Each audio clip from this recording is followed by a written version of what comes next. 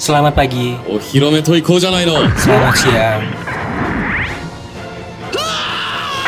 selamat malam warga bumi yang gak gua cintai. Terakhir kemarin kita ngebahas unicorn. Nah, sekarang kita keluar dari UC dan berkunjung ke seri yang bisa dibilang paling underrated. Bahkan Gireko rasanya lebih terkenal.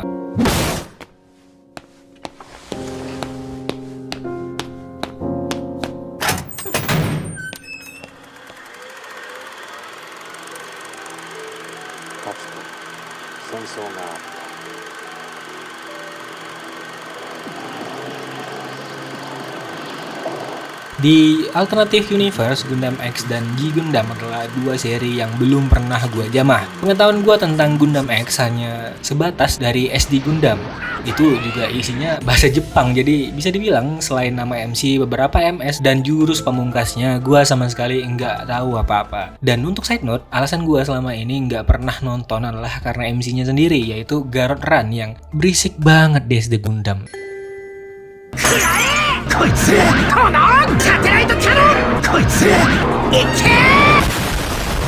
Akan tetapi, setiap ada diskusi, Gundam X sangat jarang dimention, dan segelintiran yang menerahkan Gundam X selalu mengutarakan fakta menarik kalau misalnya Garot adalah salah satu pilot terbaik yang nggak punya kekuatan spesial. Ada juga yang bilang kalau serinya bakal luar biasa kalau nggak kepotong, dan adalah beberapa lagi yang nggak gue ingat juga. Memori gue sekecil hati nurani reseller. Nah, pada dasarnya After War Gundam X adalah what if cara kalau nggak punya dendam dengan keluarga Zabi. Amuro bukan sipil tapi tentara, dan kata New Tape udah cukup mainstream baik bagi warga bumi maupun Space Noid, dan perang 1 tahun justru berakhir dengan malapetaka.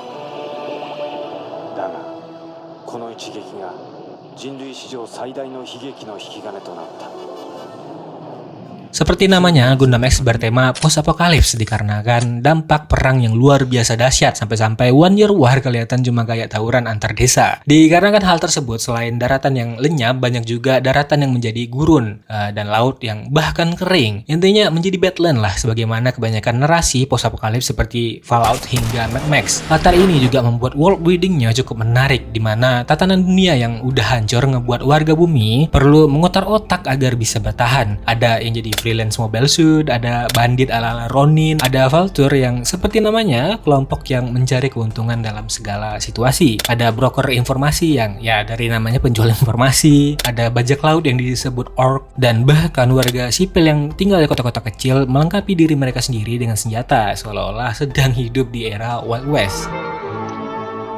Adios amigo. Dan gak terkecuali main karakter kita Garot Run yang hidup dengan melakukan odd job.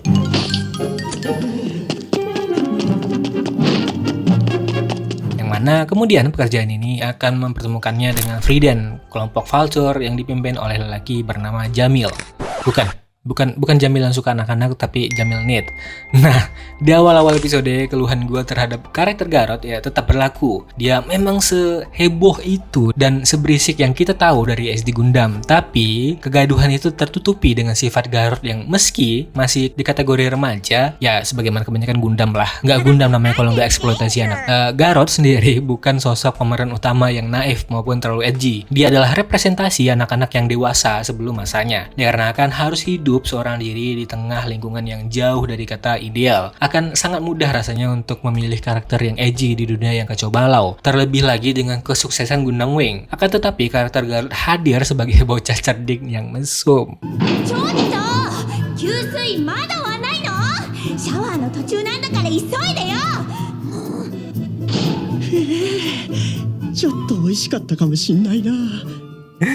Dan boleh gue bilang, hampir semua komedi di seri ini ampuh nggak kayak Double Zeta yang ya seingat gue lumayan garing sih.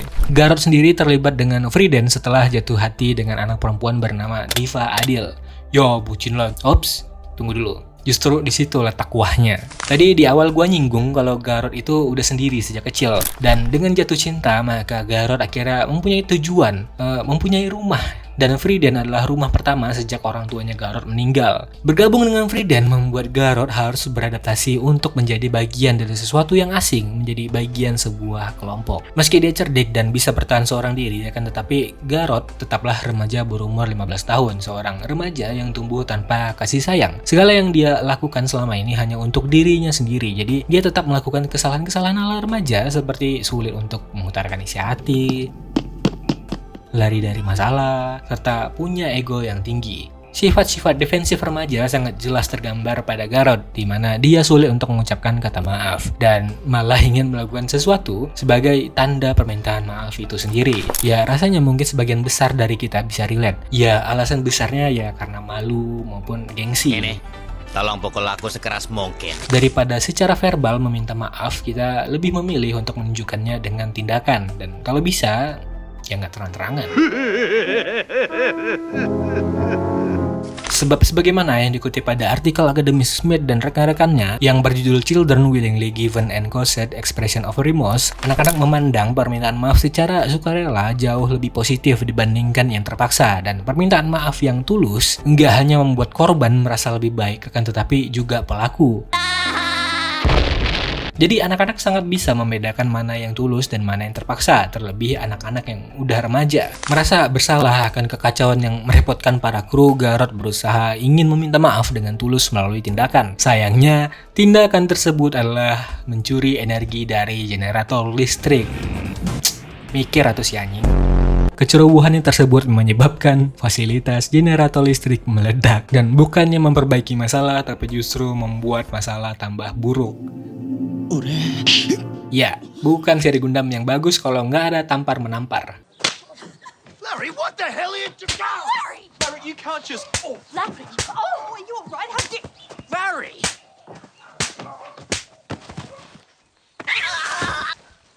Tentu, ketika niat baik kita nggak kelihatan dan orang-orang yang ingin kita mintai maaf malah tambah kecewa, rasanya ingin menghilang dari dunia. Tapi Garrot nggak sekedar menghilang, dia nggak sekedar pergi nongkrong seharian, dia nggak mengurung diri di kamar. 근데 생모는 어디 있다고 하셨죠? 그거 있잖아. 녹즙 아줌마.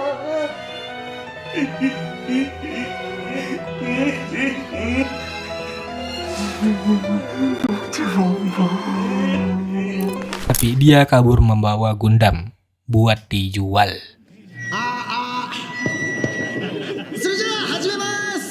Mantap. Dinamik karakter seperti itulah yang membuat seri ini menarik dan rasa benci gua terhadap Garrot menghilang. Berisik nggak jadi alasan yang cukup untuk melupakan karakter development yang bagus. Pertumbuhan ini tentunya nggak hanya terjadi pada Garrot aja, tapi hampir setiap anggota Frieden, bahkan Jamil si kapten sekalipun yang ikut tumbuh seiring mengurus Garrot. Kalau dipikir-pikir ya, daripada Quarto Begina dan Camille Bidan, Jamil dan Garrot ini bagi gua lebih kayak Amuro yang mementori Jadu Asta. Kembali lagi ya, meski porsi setiap orang berbeda-beda dan nggak sebanyak Garrot. Contohnya seperti Walt si tsundere yang ingin terlihat kuat karena dia yang paling tua di keluarganya, akan tetapi sebenarnya dia sendiri belum sepenuhnya dewasa, dan ini bisa kita lihat ketika dia nggak menerima ketika ibunya menikah lagi, melontarkan kata-kata seperti pengkhianat ya, dan semacamnya lah. Kemudian ada Enil L yang awalnya seorang pilihan, karakter arc-nya menjadi lebih kompleks setelah melihat sosok hantu perang. Bahkan Tifa yang menjadi love interest Garrot juga ikut berkembang dari pribadi yang tertutup dan rapuh menjadi orang yang lebih terbuka, bisa mengekspresikan diri, membuat sosoknya terlihat jauh lebih kuat bahkan ketika berhadapan dengan para boomer yang terlihat mengintimidasi. Hal ini membuat Frieden terasa begitu hidup, apalagi dengan kelebihan narasi yang mana mereka bukan bagian dari militer, membuat Frieden tampak lebih leluasa, lebih lega dibandingkan beberapa kelompok atau faksi yang ada di seri Gundam lainnya. Dan dengan para kru yang begitu hidup, kata keluarga nggak sekedar gimmick. Frieden really feels like one. Garrot benar-benar punya rumah untuk pulang, punya teman-teman selayaknya remaja pada umumnya, dan bahkan punya mentor cinta. Tapi kayaknya dua orang ini bukan mentor yang pas deh. 覚えていてくれたんだね、私のこと。忘れるわけないだろ。ずっとそばにいてくれるのかい？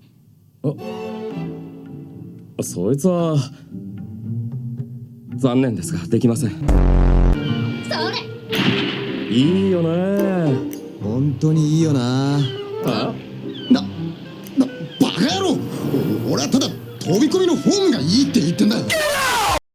Lalu kemudian ada Jamil sebagai mentor yang membantu perkembangan Garrot dari yang hanya tahu dasar-dasar mobile suit menjadi ace pilot tanpa kekuatan new tab yang bisa keep up melawan 2 new tab sekaligus. Dari yang ceroboh dan bersikap spontan hingga akhirnya bisa ikut membuat strategi. Bro bahkan mengalahkan 1 cyber new tab dan 3 new tab tanpa membunuh. 勝手な理由があるもんか。俺は貴様らを認めない。誰だって辛いことや悲しいことを抱えて生きているんだ。そんな勝手な理由で世界を滅ぼされてたまるか。 Damn. Memang pantas jadi MC nggak kayak Kira.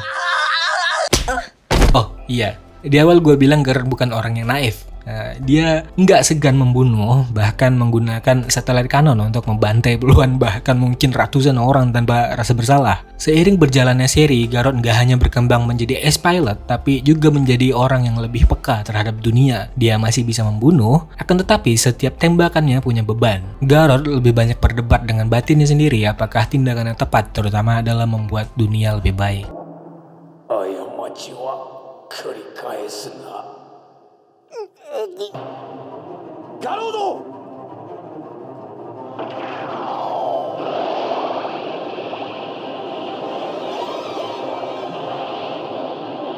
After War Gundam X sendiri terasa seperti slice of life komedi, setidaknya hingga adegan ini muncul.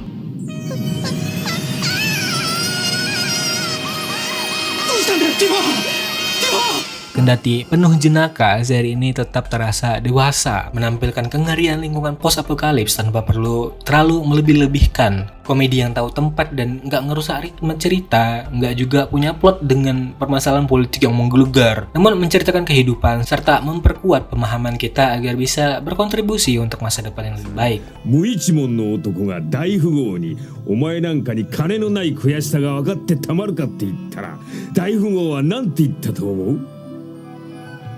そっちこそ金のある苦労が分かってたまるかって答えたんだってよ。 Di luar Timeline Music, kayaknya cuma Gundam X sendiri yang tetap ketiplak menggunakan kata new tab, bukan istilah lain seperti Seed atau X-Rounder. Dan dibandingkan versi-versi alternatif lain, meski namanya tetap new tab, akan tetapi penggunaan dan maknanya sangat jauh berbeda. Daripada sebagai tanda evolusi manusia yang terlepas dari doktrin elit, Space Magic di Gundam X lebih ke hasil perjuangan manusia untuk bertahan hidup, sebagaimana narasi-narasi di cerita post-apokalips. Kayak misalnya kita ngelihat tiba-tiba banteng ada kepala 3, atau enggak ular bisa jadi gede, kecoa bisa jadi gede. Nah, yang kayak gitu. Terlebih lagi, seri X sendiri berpusat pada new tab sehingga kata tersebut lebih jauh tereksplor dan menghasilkan narasi yang cukup menarik bagi gua. Pada awalnya ketika diperkenalkan dengan karakter Tifa Adil, kemampuan new tab-nya cukup familiar, yaitu berkomunikasi dengan sesama new tab, melihat masa depan serta membaca perasaan orang lain. Kemudian satelit cannon muncul. Ya, mengendalikan benda dengan Psycho Frame udah ada sejak original Gundam. Akan tetapi, jangkauan di seri X lebih besar. Tifa bisa menjangkau fasilitas di bulan loh, yang jaraknya seperti yang kita tahu sama jauhnya dengan kesejahteraan rakyat. Diminta menghadap Presiden. Namun, kemudian kita juga diperkenalkan kepada Force bersaudara, antagonis utama Gundam X yang hanya bisa bertelepati antara mereka berdua aja tanpa memperdulikan ruang dan waktu. Semakin jauh ke dalam seri, kita juga melihat lumba-lumba yang punya kekuatan new tab dan bisa berkomunikasi. Pada momen tersebut, new tab sebagai evolusi manusia yang mencapai luar angkasa udah nggak relevan lagi. Apalagi di bagian akhir cerita, kita tahu kalau Tifa adalah new tab asli di bumi dan bukan hasil dari percobaan cyber new tab. Dia bahkan nggak pernah kontak dengan luar angkasa ketika mendapatkan kekuatan. Kalau gitu apa new tab di seri Gundam X? Bagi United Nation Earth atau UNA, new tab adalah manusia super, gebrakan baru yang bisa dipanen untuk kepentingan mereka. Menganggap new tab hanyalah sekedar senjata, sebuah alat, sebuah barang. Sedangkan bagi Space Noid atau Space Revolution Army aka SRA, new tab adalah semua orang yang nggak lagi terikat dengan gravitasi bumi, dalam artian ya yang hampir sama dengan original Gundam. Akan tetapi dengan sedikit twist, semua yang membelot dari UNA dan kabur ke luar angkasa adalah new tab. Kata new tab menjadi pemisah, menganggap kehidupan di ruang angkasa adalah cara baru, sehingga timbul istilah old type untuk mengeneralisasikan warga bumi. Mungkin perspektif SRA terlihat cukup waras bagus. Setidaknya nggak harmful kayak UNA. Akan tetapi kalau diperhatikan, SRA menganggap New Tab adalah agama, kepercayaan. Kedua belah pihak sama-sama mengkontrol informasi demi propaganda masing-masing. Perkelompokan ini udah jelas seperti yang kita tahu bakal menciptakan bias, stereotip, menimbulkan tanggapan bahwa opini di luar kelompok sebagai opini yang gak valid, membuat mereka asing sehingga timbullah dehumanisasi. Oleh sebab itu, bahkan setelah melewati 7 perang ruang angkasa, mengorbankan puluhan miliar orang, konflik kedua belah pihak nggak pernah berhenti. Dan masa depan nggak bakal bisa dibangun pada alas yang nggak solid. Dan disitulah pentingnya Garrod dan teman-temannya yang sebagian besar terlahir di luar pemahaman dua kelompok tadi. Mereka nggak hanya terpaku soal politik antara UNA dan SRA, yang mereka pedulikan adalah bertahan hidup, dan konflik perang hanyalah masa lalu yang menjadi akar kesulitan mereka dalam hidup. 今の時代って幸せつかむのも不幸せになるのも全部自分自身のせいだと思うのよ。私は自分の思うように生きる。自分で選んだ道を歩くの。原因は全部自分だから失敗しても誰にも文句言えないけど。 New Tab bisa lahir di bumi tanpa perlu pergi keluar angkasa. Lumba-lumba bisa jadi New Tab, dan ketika New Tab mati, mereka mati. Nggak ada kejadian-kejadian atau istilah-istilah kolektif memori. Mereka hanyalah makhluk yang bisa memahami, merasakan, dan berkomunikasi lebih dari orang normal. Dan kekuatan super yang didapat hanyalah ilusi, karena mengendalikan beat, satelit cannon, bahkan mengaktifkan teknologi, semuanya ciptaan manusia dalam bentuk amplifier. Ya, yang mana fungsinya sendiri memang merombak energi itu. 行かないでくれ。ニュータイプがなければ我らはどうなる。おやめください。そんなものはなかったんですよ。 Dom, yaitu New Tab pertama di dunia Gundam X, mengatakan New Tab hanyalah pengkotakan dari manusia, padahal semua orang punya potensi yang sama untuk bisa memahami satu sama lain. Jadi New Tab bukanlah manusia super maupun sesuatu yang harus diimani. They are just a normal living being. Buatlah masa depan kita sendiri, bukan bergantung pada sesuatu yang bahkan belum tentu ada. 古い時代はこれで終わりだ。 Nah, tapi dengan semua isi yang padat tersebut, kok bisa After War Gundam X sangat underrated? Nah, perbedaan dengan Gundam 78 yang masalahnya adalah pasar, Gundam X malah salah judul. Kalau boleh gue bilang, seharusnya ini nggak usah jadi judul Gundam. Beberapa waktu lalu gue juga ada bahas kenapa mecha sekarang nggak mainstream, dan tentu salah satu alasannya adalah mecha burnout, kurangnya variasi dan terkekang di zona nyaman. Sedangkan kalau pada kasus After War Gundam X, yang terjadi adalah Gundam burnout. Buat yang nggak tahu, sebelum Gundam X, Bandai memborbardir fans dengan merilis seri Gundam tanpa jeda sejak Gundam Factory di tahun 1993. Pacing yang lambat di awal juga nggak membantu, terlebih Gundam X keluar setelah Gundam Wing. Kasus ini cukup general, dimana kita melihat kalau film-film bagus yang slow burn jarang diminati di luar ranah pencinta film. Kru Frieden memang terasa begitu hidup, masalah sosialnya lebih mendalam, pembahasannya lebih dewasa, dan karakter development Garrod itu sangat bagus. Akan tetapi yang dikorbankan adalah pacing yang lebih lambat. Kemudian nggak se-action pack Wing dengan MC yang gue banget dan mengagungkan perang, seolah perang adalah sesuatu yang keren. Jadi kayak abis tawuran lu terus disuruh ikut diskusi serius soal kehidupan, ya mana asik bego. Jawa adalah kunci. Atau misalkan gini deh, Gundam yang pertama lu tonton itu EBO, terus berikutnya dipaksa nonton War in the Puppet. Ya turu Ci. Belum lagi seri ini masuk jam tayang pagi. Anak-anak mana yang mau nonton kartun isinya ngebahas kehidupan dan permasalahan sosial? Misalnya seperti saat mereka menolong Republik Ester, di mana Robbie menolak untuk terlibat dalam politik, menganggap semua pihak sama aja. Meski X tayang pada tahun 1998, masalah ini sangat relatable sampai sekarang. Nih ya bro, lu bahkan memilih untuk nggak peduli, itu juga udah termasuk politik. Dan dengan nggak memihak, maka kita membiarkan dunia bergerak tanpa memperdulikan kita, serta pasrah dengan segala hal yang timbul nantinya. Mungkin nggak akan terasa sekali.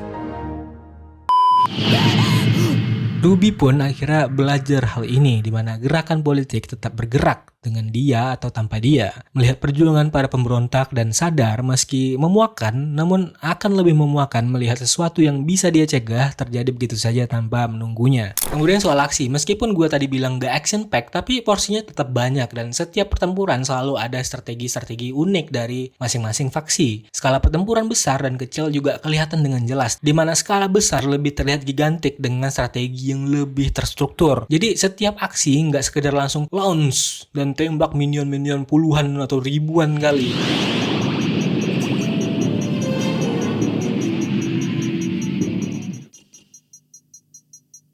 Nah, berbicara soal aksi, nggak lengkap dong tanpa musik. Dan It was perfect. Perfect. Everything, down to the last minute details.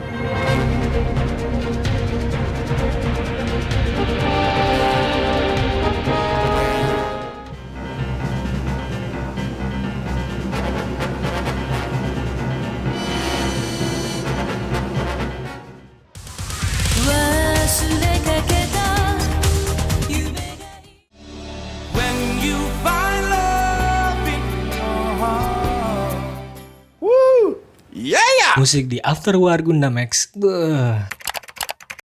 Terus animasi, kalau soal animasi nggak banyak yang bisa gue komentari. Karena bagi gue sendiri, dari Victory hingga Turn A, animasi Gundam dan stylenya sangat stabil. Boleh dibilang era ini adalah era animasi dan style Gundam favorit gue. Ngomong-ngomong soal style, woi Bandai, mana Hage Janis gue bangsat? Mana Air Master dengan Flight Macross-nya mana? Yang ada cuma 3 model dari lini X doang. Padahal, gimana ya? Padahal estetik ground unit ala-ala post-apocalypse yang kelihatan barbar, keren banget. Dan yang paling penting, mana RG Gundam X gua? Uish, I mean,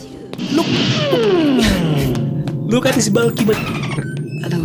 X bahkan harus dipangkas 10 episode yang menurut gua sangat disayangkan karena ada beberapa aspek yang dipersingkat, konten luar angkasa yang jadi begitu singkat juga, Enel yang harusnya mendapatkan Gundam, yang gak mendapatkan Gundam. Screen time-nya aja di akhir udah kayak gaji guru. Force bersaudara yang jadi main villain juga terkena dampaknya karena bahkan sampai akhir cerita karakter mereka sangat dangkal. Motivasi karakter mereka cukup valid memang, dikarenakan branding New-Type oleh UNA adalah sebagai senjata dan diperlakukan layaknya barang. Force bersaudara yang kemampuannya hanya saling bertelepasi di antara mereka dianggap produk gagal dan nggak punya value. Jadi karena dunia menganggap mereka elemen yang nggak relevan, maka kedua bersaudara tersebut ingin dunia sadar kalau mereka semua nggak relevan juga. Motivasi yang bagus tapi nggak tereksplor lebih dalam karena yang mereka lakukan sepanjang series ya cuma jadi Aizen KW. Oh, all according to Keikaku. Atau mungkin mereka inilah yang jadi prototipenya Aizen. Kemudian konflik Jamil dan Lancelot juga anti klimaks. Bro, dua orang ini adalah jelma Anca dan Amuro. Seharusnya kalau sesuai rencana awal, dua orang ini bakal punya panggung sendiri untuk menyelesaikan rivalry mereka yang gantung selayaknya Char Counter Attack. Ya, anti klimaks banget lah bisa dibilang. Terlebih dua orang ini adalah karakter yang menarik. Jadi teruntuk Bandai daripada ngasih project ke orang yang ngeluh kalau Gundam perlu inovasi tapi dirinya sendiri ngebuat cerita yang inovasinya setengah-setengah, mending sewa orang yang benar-benar punya visi fresh dan jangan dipotong-potong budget dan idenya anjing. Dan buat yang ngeluh seri-seri Gundam sekarang kurang deep tapi belum nonton seri X, gue yakinkan kalian harus nonton. Ya kalau masalah Garot yang berisik itu cuma di awal doang sih, karena seiring berjalannya cerita dia bakal lebih dewasa dan lebih tenang kok. 念願の復讐を果たした気分はどうだ？これで満足なんだろ？おっさんよ。 Nah itu dia pembedahan singkat dan sekaligus pengalaman gue nonton Gundam X. Rasanya terakhir kali gue ngerasa sepuas ini kayaknya pas nonton Gundam Hathaway Flash.